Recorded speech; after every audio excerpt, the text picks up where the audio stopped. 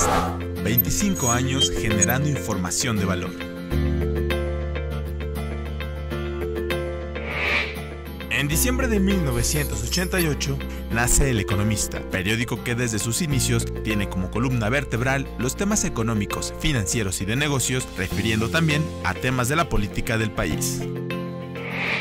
Al cumplir 3 años y estar consolidado como un referente de la información económica, te acercamos a los datos sobre la privatización de la banca mexicana, proceso que se llevó a cabo en 4 etapas e incluyó a 18 bancos. El gobierno recaudó alrededor de 13,000 millones de dólares. Para 1994, la información económica cimbraba al país, cuando el gobierno emitió deuda interna en pesos e indexada al dólar, con vencimientos a corto plazo que llevaría el efecto tequila. Además, se observó una drástica caída en las reservas internacionales y la devaluación del peso frente al dólar. En nuestro 9º aniversario, te informamos sobre los conflictos en la Cámara de Diputados, donde se discutía el cómo salir adelante pese a la fuerte crisis que el país atravesaba. Mientras tanto, en Pemex se llevó una reorganización, quedando en un corporativo con 4 filiales: Pemex Exploración y Producción, Pemex Refinación, Pemex Gas y Petroquímica Básica y Pemex Petroquímica. Con la llegada del nuevo milenio, llegó también un nuevo partido al poder en México, lo que se tradujo en diversos cambios políticos. Ese mismo año, la industria automotriz registró un repunte y alcanzó su nivel máximo de producción, 1.923.544 unidades. En 2002, y con 15 años como líderes en la información económica, te acercamos al nacimiento de la Sociedad Hipotecaria Federal, el Banco de Desarrollo, que ofrece garantías para la vivienda. En El Economista, recompensamos a nuestros suscriptores creando el Club de Lector y además lanzamos Horlogy, la revista de alta relojería. A la llegada del 2005, la situación económica de México repuntó, siendo las exportaciones una pieza clave en el movimiento de inversiones, mientras las remesas desde Estados Unidos subieron más del 200%. En este mismo año, la Secretaría de Energía publicó un acuerdo para dar mayor certidumbre a los inversionistas en gas natural y electricidad. En 2007, cuando cumplíamos 19 años contigo, inició en Estados Unidos la crisis subprime. En México se inauguró la presa El Cajón, que implicó inversiones por 800 millones de dólares, y se reformó la ley del ISSSTE, marcando la pauta para la transformación del FOBISSSTE. Para 2009, cuando el presidente de la República, Felipe Calderón, tomó la decisión de liquidar la virtualmente quebrada Luz y Fuerza del Centro, El Economista cumplía 21 años y con una nueva administración te ofrecía un nuevo diseño, una nueva identidad de marca y te informamos con una presentación más amigable, destacando los temas de relevancia.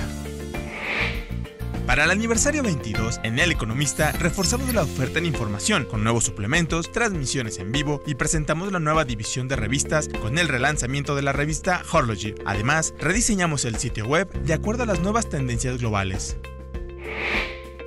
En el México de 2011, cuando cumplíamos 23 años, se conservaba un entorno económico fuerte, a pesar de la crisis global que mantenía en apuros a otros países. El Economista presenta Tendencias 2012 con importantes funcionarios de gobierno y economistas de renombre en un evento transmitido en vivo en nuestro portal. En 2012, El Economista expande su división de revistas, mientras se da en México las campañas presidenciales, siendo elegido el mexiquense Enrique Peña Nieto para ocupar la presidencia de nuestro país. La llegada del 2013 trajo consigo la discusión de las reformas estructurales presentadas por el Ejecutivo, que se lograron aprobar gracias al acuerdo entre los principales partidos políticos. En El Economista iniciamos los festejos por nuestros 25 años de información veraz, oportuna y confiable. El Economista, 25 años generando información de valor.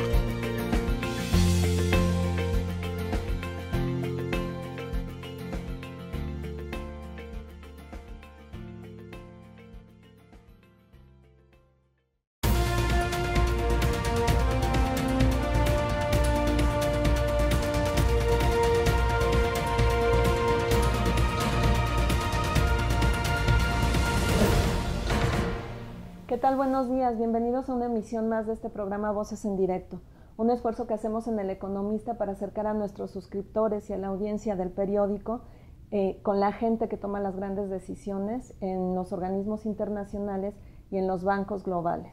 En esta ocasión vamos a platicar con el economista en jefe de BBVA para México, Carlos Serrano. Me acompaña en la conducción de este programa mi compañero Manuel Lombera. ¿Cómo estás, Manuel? ¿Qué tal, Yolanda? ¿Cómo estás? Muy buenos días. Un placer estar aquí en BBVA Bancomer con el economista en jefe de la institución, Carlos Serrano, en un día en el que la Reserva Federal tomará muy posiblemente la decisión de reducir una vez más 10,000 millones de dólares de compras de activos frente de papeles del Tesoro en Estados Unidos. Así que, muy a propósito para tratar el tema sobre política monetaria y su impacto en economías emergentes como México. Vamos a un corte e iniciamos con la entrevista con Carlos Serrano.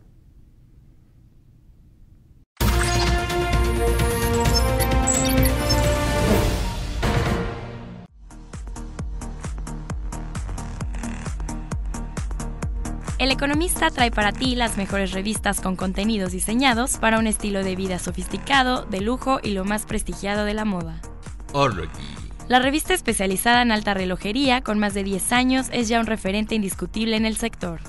Equestrian Lifestyle. Durante 5 años ha representado la autoridad definitiva respecto a la vida de lujo, además de no solo presentar los mejores eventos de salto y polo a nivel mundial, sino también de presentar una selección de las mejores experiencias de lujo. Luxury on Board. Una revista especializada en el mundo marítimo, muestra los yates más sofisticados en sus respectivas categorías. Meet Magazine.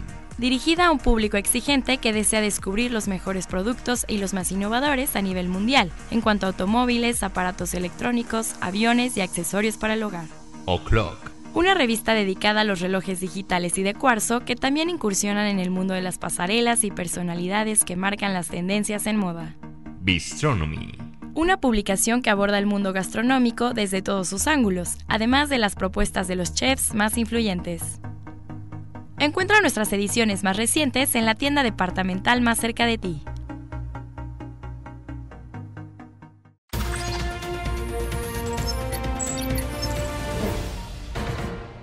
Pues ya regresamos de este corte y como les platicamos tenemos aquí con nosotros al doctor Carlos Serrano, economista en jefe de BBVA Bancomer. Bienvenido, doctor. Gracias, Yolanda. Gracias, Manuel. Gracias por estar aquí con nosotros. Es un placer estar en el programa. Muchísimas gracias.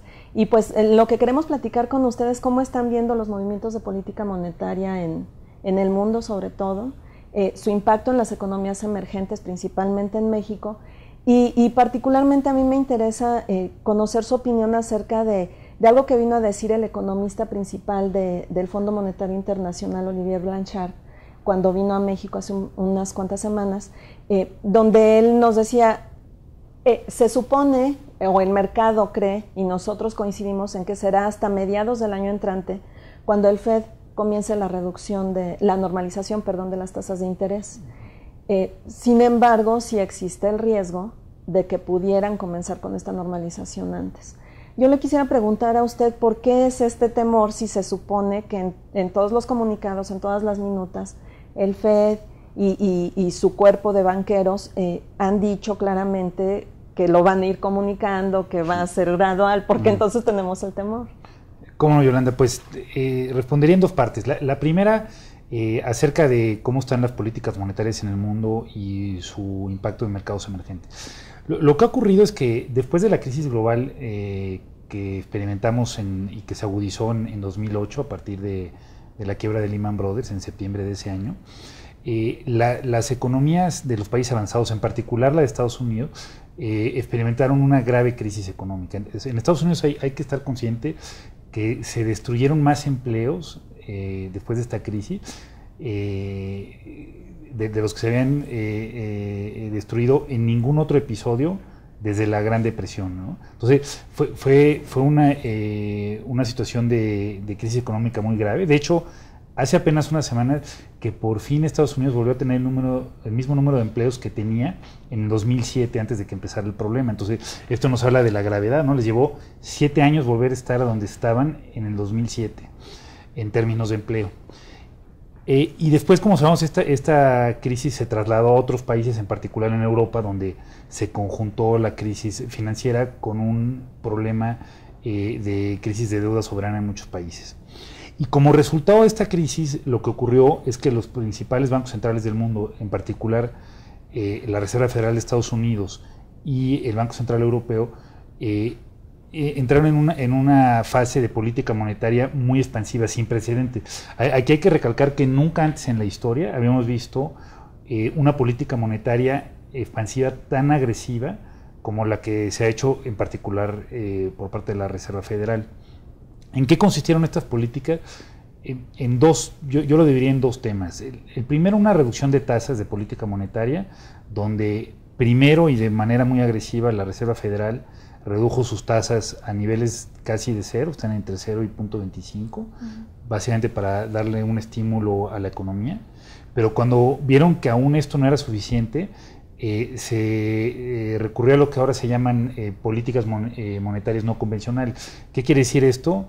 Básicamente, como ya comentaba Manuel, que además de tener las tasas en cero, la Reserva Federal comenzó a comprar bonos, tanto bonos del Tesoro como bonos hipotecarios, con el objetivo de inyectar aún más recursos a la economía, con el objetivo de intentar reactivar los mercados de crédito.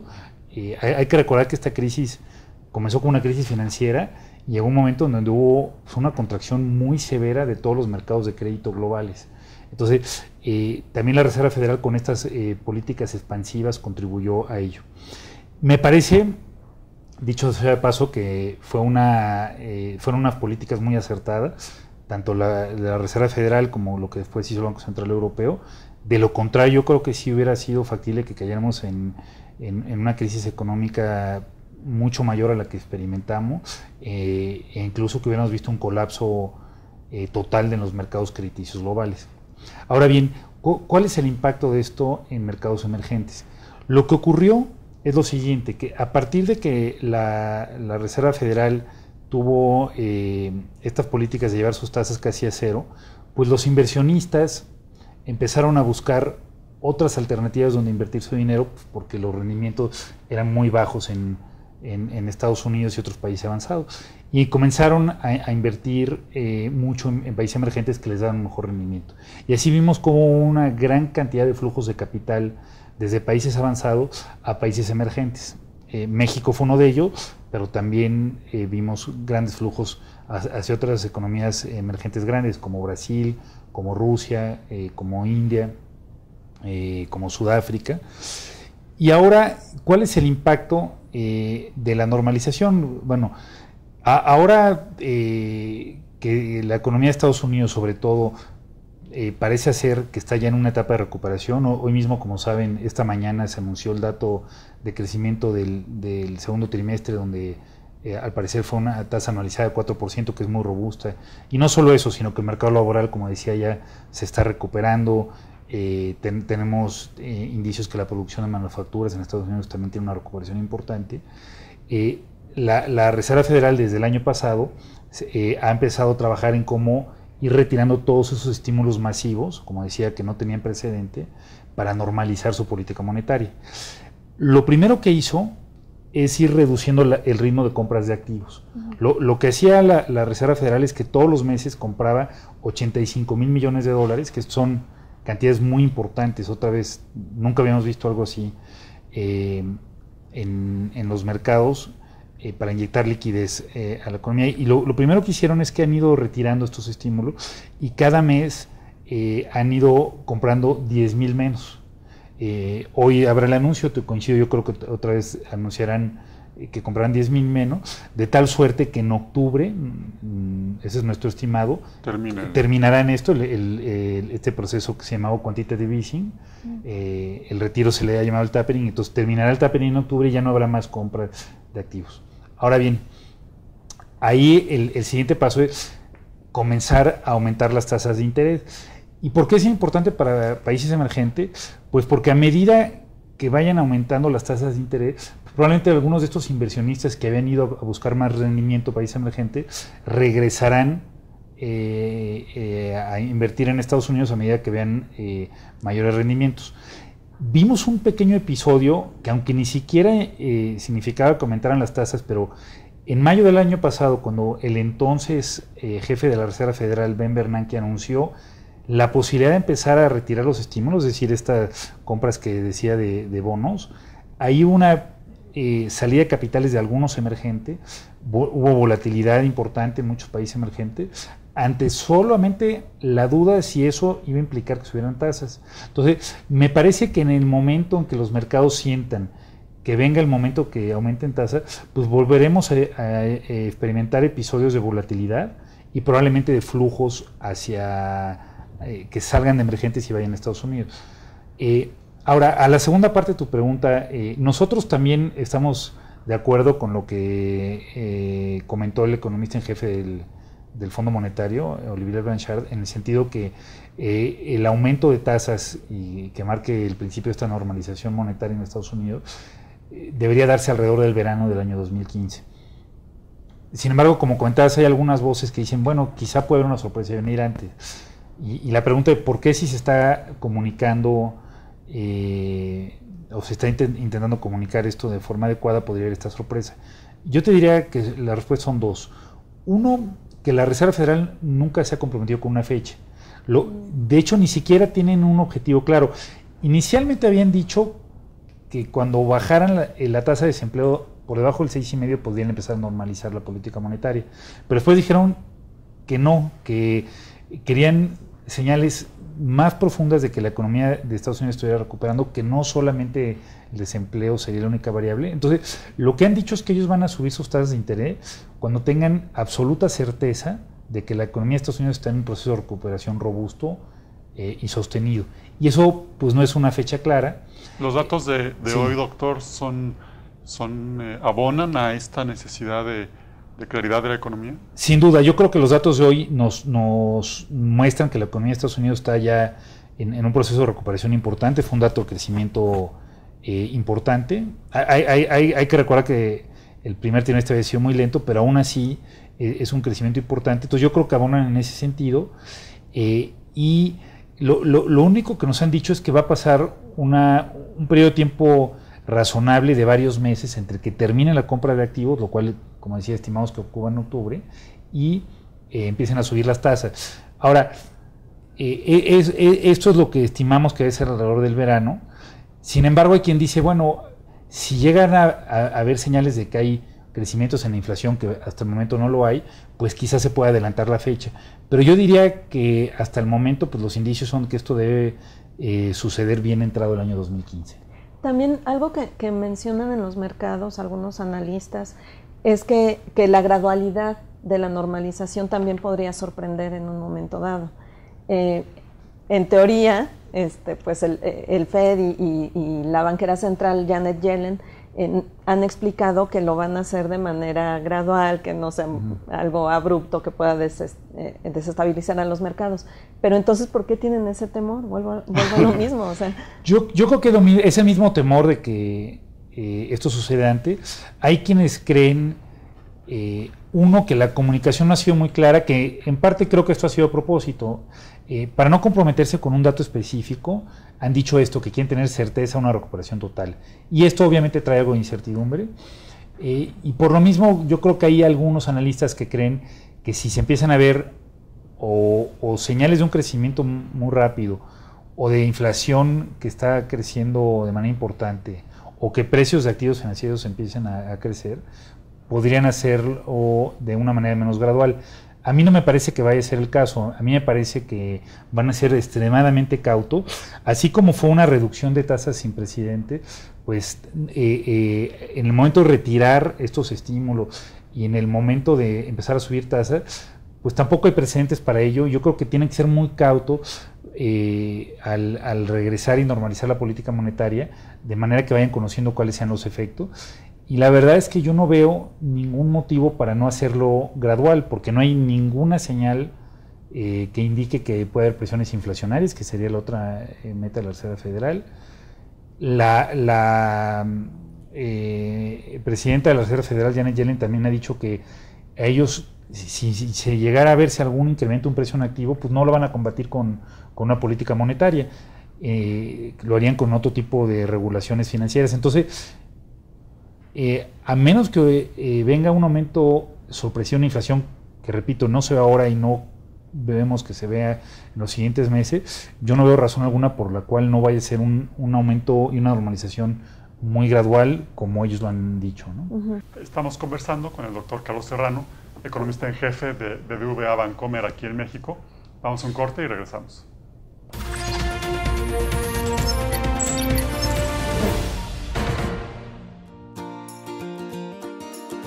Horlogy es una revista dinámica con pasión por la alta relojería y el mundo que la rodea. expresamos, conocemos y apreciamos los guardatiempos más exclusivos en el entorno para el que fueron creados. Descubre las más recientes tendencias en moda y tecnología, los elementos principales que forman tu personalidad y modo de vida. Descarga la aplicación para iPad y sumérgete en el mundo Olorgy. Entrevistas, conceptos innovadores, vanguardia, recomendaciones, noticias de interés y mucho más. Olorgy, la revista de alta relojería.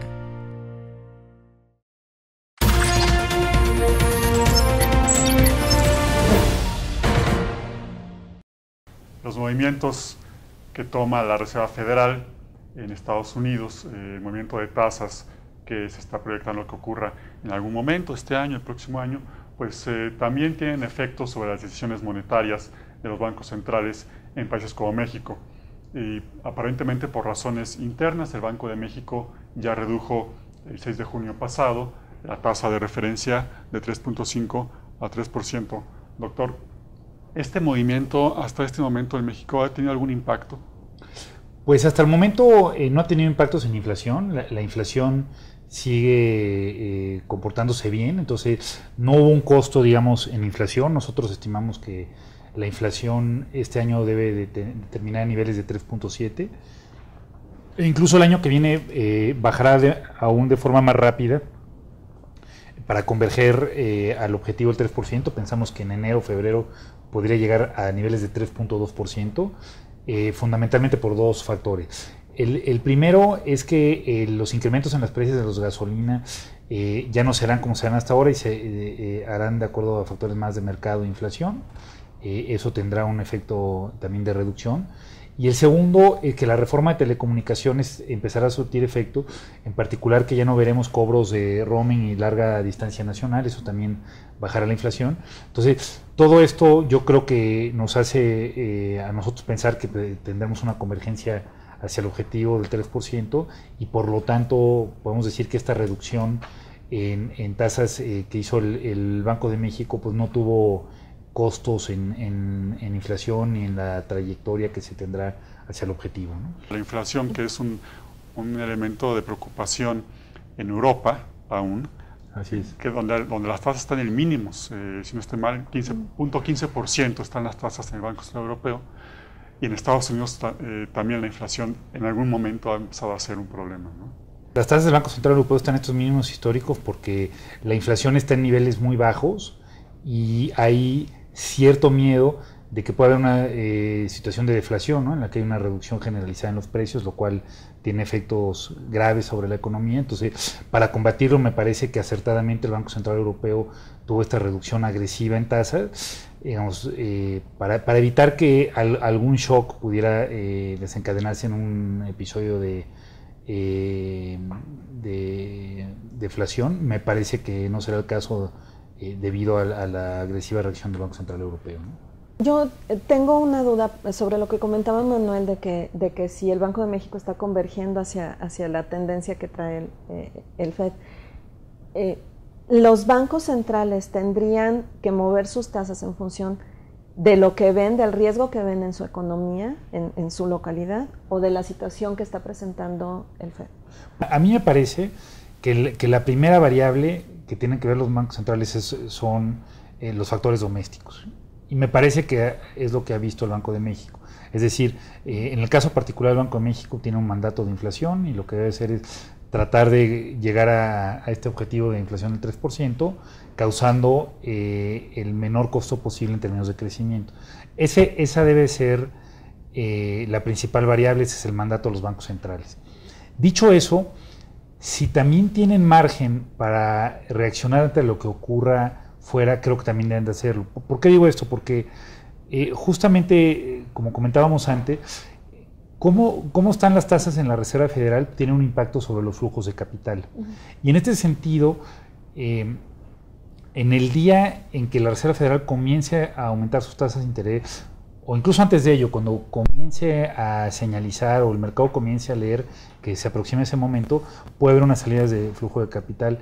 Y en este sentido, si un banco central tiene margen de maniobra para subir las tasas, un banco central de un país emergente, puede mitigar esta salida o potencial salida de capitales. Doctor, ¿se puede llegar a convertir en una especie de pugna entre bancos centrales por atraer capitales?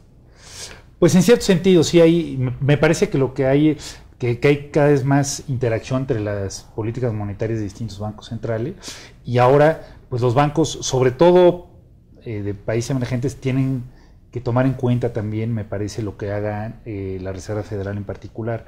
Y en ese sentido me parece que una ventaja que dio la reducción en tasas del Banco de México fue que le da ahora cierto margen de maniobra para que, en caso de que la Reserva Federal o para cuando la Reserva Federal anuncie una subida de tasas, pues puede haber cierto margen para subir las tasas sin que esto tenga un costo en crecimiento y para poder mitigar una potencial salida de capitales. Muy bien, qué interesante ángulo nos está platicando, que no es muy común que nos lo expliquen, porque nos habían explicado, bueno, que la reducción tenía algo que ver con el crecimiento de la economía, con el estímulo de la economía, que quizá también para desalentar el flujo de capitales, pero no lo que nos está diciendo usted, que es como para dar un colchón. A mí me parece que esa es otra ventaja, que incluso, digamos, la principal consideración sin duda fue que no se ponía en riesgo la trayectoria de inflación y que se podía estimular la economía. Sin duda esta fue la principal consideración, pero a mí me parece que otra, y me parece que incluso se puede leer entre líneas en los comunicados del Banco de México, es esta, que estar mejor preparado para si cuando llega este momento en que la Reserva Federal pueda subir sus tasas, pues poder mitigar salidas de capitales o volatilidad financiera con subidas de tasas sin que esto tenga mucho costo. Porque a un banco central que este momento lo tome con tasas muy altas, pues ya no tendrá tanto margen de maniobra. Entonces me parece que otra consideración de segundo orden, pero que también fue importante, fue esta, el tener más municiones para el momento en que llegue el proceso de normalización monetaria en Estados Unidos. En este sentido, hace un par de días comentábamos en la redacción una posición que nos fijó el analista principal de Moody's para México, Mauro Leos, donde él nos decía: a mí no me preocupa tanto la salida de capitales para el caso mexicano. A mí lo que me preocupa es el flujo de capitales. En línea con esta observación que nos hizo Moody's y que me gustaría que usted me comentara qué opina al respecto. Moody's el año pasado hizo un análisis donde decía que México era el principal receptor de capitales a partir del quantitative easing en América Latina. Ellos calculan que entraron a México el equivalente al 15% del PIB. Entonces, él lo que nos decía en su reciente visita a México es precisamente que a él le preocupaba que siguieran entrando los capitales, sobre todo después de que el Banco de México bajó la tasa. Él nos decía, siguen entrando. ¿Cuál es su opinión al respecto? Bueno, yo tiendo a coincidir que no estoy tan preocupado con una potencial salida. En efecto, ha habido una entrada de capitales muy grande. Hoy, digamos, para dimensionar esto, hay que decir que hoy más o menos el 60% de la deuda del gobierno mexicano está en manos de inversionistas extranjeros. Hace 4 años este número era de 20%, es decir, ha habido un cambio muy importante. Dicho eso, yo coincido con esta visión de que el día en que la Reserva Federal decida empezar este proceso de normalización, me parece que sin duda habrá episodios de volatilidad y que México no será ajeno a ello, en el sentido que podremos ver pues algo de volatilidad de tipo de cambio, algo de volatilidad en tasas, algunas salidas de capital, pero yo no veo que vaya a haber nada muy grande, a diferencia de lo que sí creo que puede ocurrir en otros emergentes. ¿Por qué digo esto? Porque yo creo que al final de cuentas México, de entre los países emergentes grandes, es el que mejores fundamentales tiene. Fundamentales macroeconómicos. ¿Cuáles son esos fundamentales? El primero es fiscal. México tiene niveles de deuda relativamente bajos, en 42, 43% del PIB. Son mucho más bajos de otros países emergentes que están en niveles de 80, 90 o 100. No solo eso, sino que es deuda fundamentalmente denominada en pesos, que es la moneda que emitimos aquí, con plazos relativamente largos. Entonces, los inversionistas saben, uno, pues, que hay detrás un gobierno que tiene una deuda manejable, que no existen riesgos de que pueda haber problemas con esta deuda. Segundo, tiene estabilidad monetaria. México tiene niveles de inflación bajos, como estamos mencionando hace unos momentos, una inflación bajo control que va a converger al objetivo, a diferencia de otros emergentes grandes donde tiene niveles de inflación más altos, como pueden ser Turquía o Brasil. Entonces tiene unas condiciones monetarias buenas con tasas de interés adecuadas. Tercero, y muy importante, México tiene pocas vulnerabilidades externas, fundamentalmente por dos factores. Uno, tiene un déficit de cuenta corriente bajo. El déficit de cuenta corriente de México está en alrededor de 1.5% del PIB, lo cual es bajo, y no solamente eso, sino que se financia totalmente con inversión extranjera directa.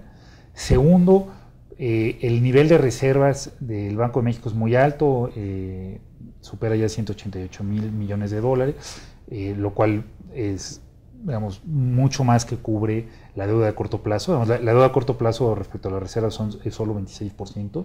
Esto habla de una solidez financiera importante.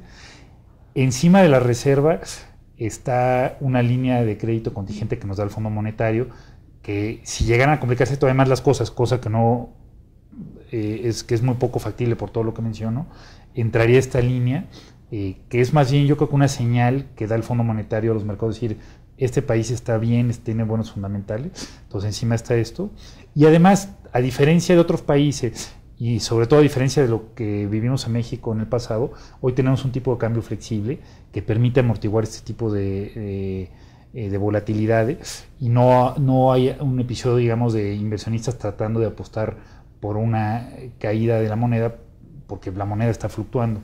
Entonces tenemos también todo este tema de bajas vulnerabilidades externas. Y finalmente, otra fortaleza adicional que yo diría, en un cuarto punto, es un sistema financiero muy sólido. México tiene un sistema bancario muy fuerte, donde hoy el índice de capital se calcula de acuerdo a criterios de Basilea III. Ya desde hace un tiempo México fue de los primeros países en el mundo que introdujo toda la regla de capital de Basilea III de golpe, digamos, en una transición. Y como sabemos, pues el sistema bancario cumple holgadamente con ello, tiene niveles de mora muy bajos, es decir, los inversionistas saben también que hay un sistema financiero fuerte atrás que no le representa contingencia alguna al gobierno. Entonces todo esto me parece que hará que los inversionistas diferencien a México, que sepan que detrás hay unos fundamentales fuertes. Y como yo decía, no podemos descartar que existan episodios de volatilidad cuando se aproxima el momento de la normalización, pero de ahí a un episodio de salidas fuertes, a mí me parece que no será el caso por todo esto que digo. Me parece que los inversionistas, al final de cuentas, y sobre todo con el tiempo, sí valoran cuando hay mejores fundamentales, y esto es lo que protegerá a México de ver una salida masiva de capitales. Doctor, una larga lista de elementos que sirven de amortiguador, además, antes quizá de que el Banco Central necesite hacer un ajuste a la tasa. Así es, yo creo que pues el Banco Central aquí puede darse el lujo de tener esta tasa en estos niveles bajos. ¿Por qué? Pues porque, como decía otra vez, la inflación está bajo control, no parece haber ninguna señal de que haya presiones inflacionarias, tanto porque hay todavía un grado importante de holgura en la economía. Esto ocurre porque la economía está creciendo ahora por debajo de su potencial, entonces no hay por ahí presiones inflacionarias, y me parece porque también hay un grado de credibilidad importante en la labor que ha hecho el Banco de México. Entonces, en ese sentido, me parece que pues podemos estar por un periodo de tiempo importante sin que haya necesidad de empezar a ver una política monetaria más restrictiva, otra vez porque no vemos presiones inflacionarias, y eso le da, como decíamos, al Banco de México pues un buen margen de maniobra en el sentido de poder mantener estas tasas bajas para coadyuvar con la recuperación de la economía, y al mismo tiempo, si eventualmente hiciera falta tener algún aumento para hacer frente a la normalización en Estados Unidos y poder contraer cierta volatilidad, pues el banco estará en condiciones de hacerlo, ¿no? Vamos a un corte y regresamos con preguntas del público, que tenemos varias muy interesantes. Claro.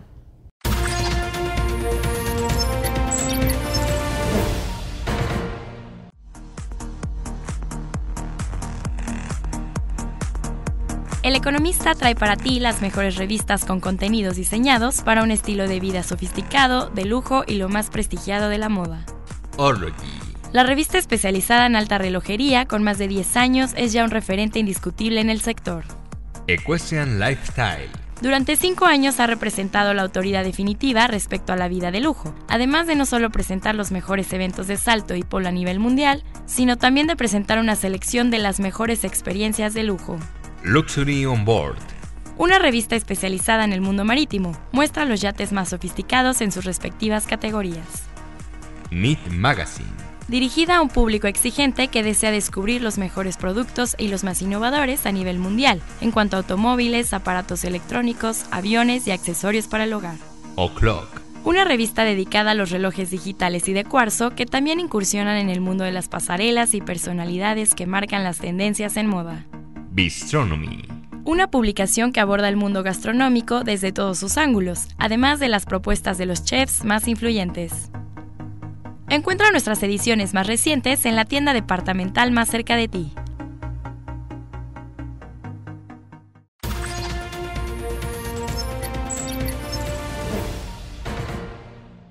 Bien, pues seguimos en este espacio de Voces en Directo y estamos platicando con el economista en jefe de BBVA Bancomer, Carlos Serrano. Carlos, también hace un par de semanas el Fondo Monetario Internacional hizo una serie de revisiones. Me parece que él tiene un panorama pesimista, aunque nos dijeron que no estaban tan pesimistas, pero creo que así es, y le recortaron el crecimiento a la mayoría de las economías a las que estaban revisando, incluido México. Quisiera preguntarle por qué, ¿cuál es su opinión? ¿Por qué si ya hay indicios de que la economía de Estados Unidos está repuntando, de que está mejorando? ¿Por qué aún así le recortan el pronóstico de crecimiento? ¿Por qué para México, aunque el Fondo Monetario Internacional y todos ustedes los economistas nos explican que Estados Unidos es la economía que nos atrae, la que nos ayuda, ¿por qué aún así nos recortan? ¿Qué es lo que está pasando? Bueno, yo creo que lo ocurrió fundamentalmente en el caso de Estados Unidos, y que en parte explica lo de México, y por eso me parece que fue esta revisión que hizo el Fondo Monetario, es que Estados Unidos tuvo un muy mal primer trimestre del año. A tasas anuales se contrajo casi a 3%, y esto obedeció fundamentalmente a un fenómeno climático. Estados Unidos tuvo uno de los inviernos más crudos de que se tenga memoria.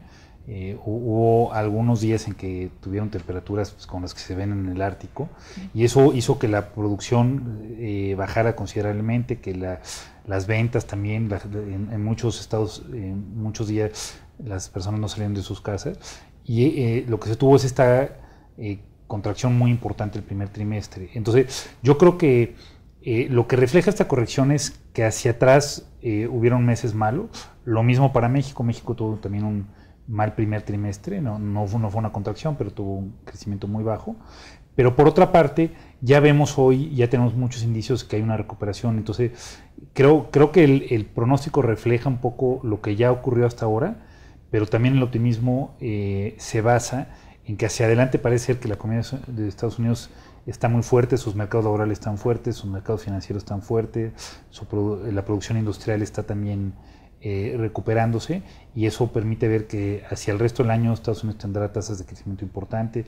Hoy mismo se anunció el segundo trimestre una tasa preliminar, pero donde vimos un crecimiento del 4% anualizado, lo cual es muy, muy bueno, y esto permite ver que Estados Unidos probablemente la segunda mitad de este año y el 2015 tenga crecimientos importantes, y nosotros pensamos que lo mismo ocurrirá con México, que México también, después de haber tenido una desaceleración importante, se estará recuperando en la segunda mitad del año, que también tendrá un crecimiento importante en el año 2015. Nosotros estimamos que México va a crecer este año, en el 2014, a una tasa de 2.5%. Eso implica una recuperación en la segunda mitad del año. Y para el año 2015 nuestro pronóstico es de 3.5%. Ok. ¿Y para Estados Unidos también? Para Estados Unidos estamos estimando que la economía va a crecer 2% este año de 2014 y 2.5% el año que viene. ¿Y este dato de 2%, la expectativa que tienen para este año, para Estados Unidos, es consistente con el dato que dieron a conocer del PIB al primer trimestre, o hay posibilidad de que ustedes lo corrijan? No, ya es consistente con con ese mal primer trimestre e incorpora otra vez una recuperación muy importante en lo que queda del año. Ok, muy bien, muy bien. Pues Manuel, no sé si quieres comentar algo más. Sí, doctor, para ir cerrando esta conversación, esta amena charla, plantear la sincronía que hay en las tasas de interés entre diferentes bancos centrales, el sentido en el que las están ajustando. Tenemos por una parte a la Reserva Federal que apunta a subirlas y el Banco Central Europeo que las ha reducido y que las piensa mantener ahí quizá por algún tiempo. ¿Qué implica esto para la economía internacional y qué posibilidades existen de un acuerdo de tasas para impulsar la economía? Sí. Pues, hay varios analistas y economistas que justamente han llamado para que exista algo así, para que exista mayor coordinación entre bancos centrales, de tal suerte que las políticas puedan tener cierta sincronía y que lo que haga un banco central no tenga efectos negativos sobre otros países. A mí me parece, siendo honestos, que esto no es realista que vaya a ocurrir. ¿Por qué? Porque los bancos centrales al final reaccionan ante las condiciones locales en su economía y al final las economías del mundo obedecen a distintos ciclos y habrá economías que estarán en fases de expansión mientras otras estén en fases de desaceleración o contracción. Entonces, me parece que hablar de un gran acuerdo de coordinación de políticas monetarias no es realista, es muy complicado. Lo que sí creo que se podría avanzar y sería positivo es en mejorar la comunicación, de tal manera que los bancos centrales, como digo, no va a ser muy realista o factible que tomen en cuenta lo que ocurre en todo el mundo cuando tomen sus decisiones de política monetaria, pero por lo menos que sí las comuniquen de una manera muy transparente, de tal suerte que otros bancos centrales puedan anticiparse y si va a haber cierto efecto sepan por dónde vienen, ¿no? Entonces yo creo que lo que sí se debería de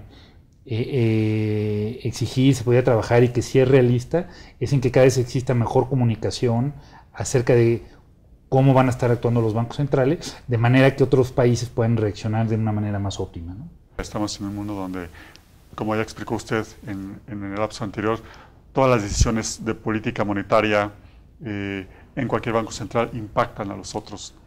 Sin duda, estamos en un mundo donde los flujos financieros están globalizados sin precedente y hoy pues, el capital fluye con el teclado de una computadora de un lugar a otro del mundo con gran facilidad y en ese contexto es que tienen que operar hoy las políticas monetarias. Ha sido una charla muy amena. Yolanda, no sé si algún otro comentario que quisieras hacer antes de despedir al doctor.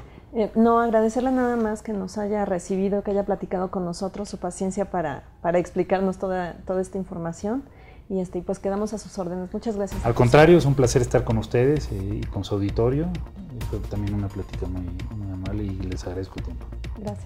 Bueno, pues muchísimas gracias por haber estado con nosotros. Esta fue una emisión más de Voces en Directo, un esfuerzo que hace el economista para aproximarle a ustedes, nuestros suscriptores, a las voces más importantes de los organismos internacionales y de las finanzas globales.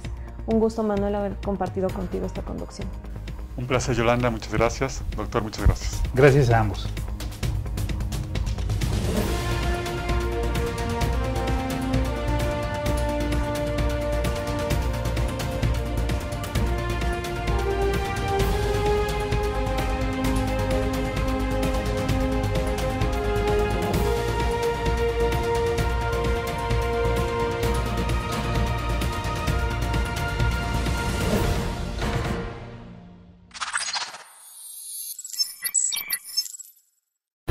El Economista, 25 años generando información de valor.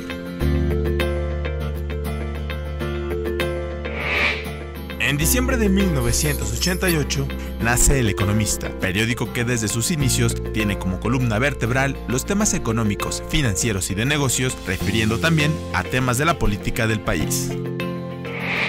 Al cumplir 3 años y estar consolidado como un referente de la información económica, te acercamos a los datos sobre la privatización de la banca mexicana, proceso que se llevó a cabo en 4 etapas e incluyó a 18 bancos. El gobierno recaudó alrededor de $13,000 millones. Para 1994, la información económica cimbraba al país, cuando el gobierno emitió deuda interna en pesos e indexada al dólar, con vencimientos a corto plazo que llevaría el efecto tequila. Además, se observó una drástica caída en las reservas internacionales y la devaluación del peso frente al dólar. En nuestro 9º aniversario, te informamos sobre los conflictos en la Cámara de Diputados, donde se discutía el cómo salir adelante pese a la fuerte crisis que el país atravesaba. Mientras tanto, en Pemex se llevó una reorganización, quedando en un corporativo con 4 filiales: Pemex Exploración y Producción, Pemex Refinación, Pemex Gas y Petroquímica Básica y Pemex Petroquímica. Con la llegada del nuevo milenio, llegó también un nuevo partido al poder en México, lo que se tradujo en diversos cambios políticos. Ese mismo año, la industria automotriz registró un repunte y alcanzó su nivel máximo de producción, 1.923.544 unidades. En 2002, y con 15 años como líderes en la información económica, te acercamos al nacimiento de la Sociedad Hipotecaria Federal, el Banco de Desarrollo, que ofrece garantías para la vivienda. En El Economista, recompensamos a nuestros suscriptores creando el Club de Lector y además lanzamos Horlogy, la revista de alta relojería. A la llegada del 2005, la situación económica de México repuntó, siendo las exportaciones una pieza clave en el movimiento de inversiones, mientras las remesas desde Estados Unidos subieron más del 200%. En este mismo año, la Secretaría de Energía publicó un acuerdo para dar mayor certidumbre a los inversionistas en gas natural y electricidad. En 2007, cuando cumplíamos 19 años contigo, inició en Estados Unidos la crisis subprime. En México se inauguró la presa El Cajón, que implicó inversiones por $800 millones, y se reformó la ley del ISSSTE, marcando la pauta para la transformación del FOBISSSTE. Para 2009, cuando el presidente de la República, Felipe Calderón, tomó la decisión de liquidar la virtualmente quebrada Luz y Fuerza del Centro, El Economista cumplía 21 años y con una nueva administración te ofrecía un nuevo diseño, una nueva identidad de marca y te informamos con una presentación más amigable, destacando los temas de relevancia. Para el aniversario 22, en El Economista reforzamos la oferta en información con nuevos suplementos, transmisiones en vivo y presentamos la nueva división de revistas con el relanzamiento de la revista Horlogy. Además, rediseñamos el sitio web de acuerdo a las nuevas tendencias globales.